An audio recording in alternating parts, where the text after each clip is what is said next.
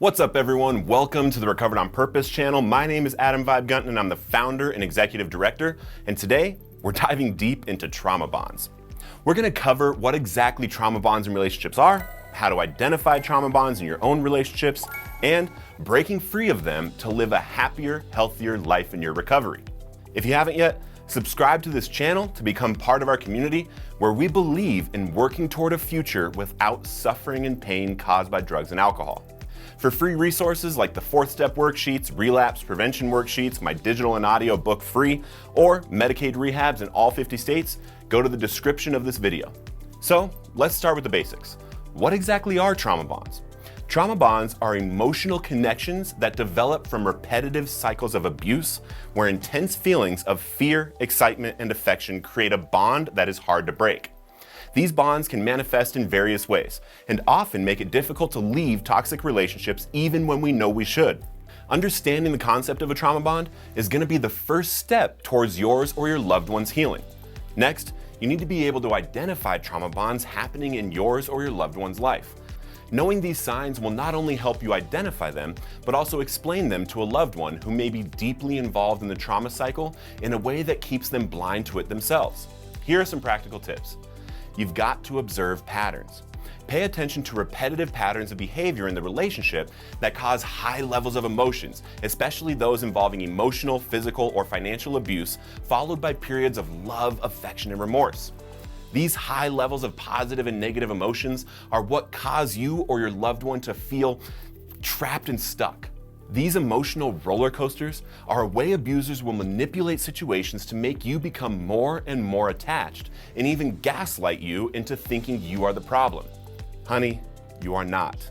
Also, watch out for the feeling of having fear of leaving. This is a telltale sign of a trauma bond and you need to begin your plan of escape now. Abuse that makes you have the fear of leaving is not always in the form of physical abuse. There is emotional abuse where we may have the fear that no one will ever love us like this person does, which isn't true.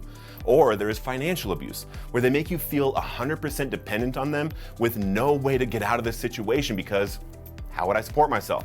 Another thing to look out for is if the relationship is keeping you isolated from friends or family. If you are unable to go see your family because of the relationship you're in, or are unable to go see friends because you are afraid of them getting upset, this is a sign of a trauma bond. If any of this is landing for you and you feel trapped in any way, please do not hesitate to reach out to me and our team at Recovered on Purpose. It is 100% confidential and we are just here to help any way we can, even if it's just listening and helping you think about a plan. The best way to reach me is on our Facebook page, Recovered on Purpose, or fill out a contact form on recoveredonpurpose.org. I've linked it in the description. Now, let's break free from the damage of these trauma bonds and move forward with our healing in lives. It can be difficult, but it is possible. And the way you are feeling right now is just a sign that your emotions are working. Here are some steps to take for healing and breaking off of a trauma bond. First, you can seek professional help for this through therapy or counseling. These professions can offer a safe space to explore your emotions and develop some coping strategies that will help. Again, reach out to us here at Recovered on Purpose if you need help applying for Medicaid or finding therapists near you. Next, surround yourself with a support network of people around you that you know have your back and understand your situation. Having friends and family around you in this time will remind you how relationships are supposed to feel. Set some good boundaries for yourself and the people around you.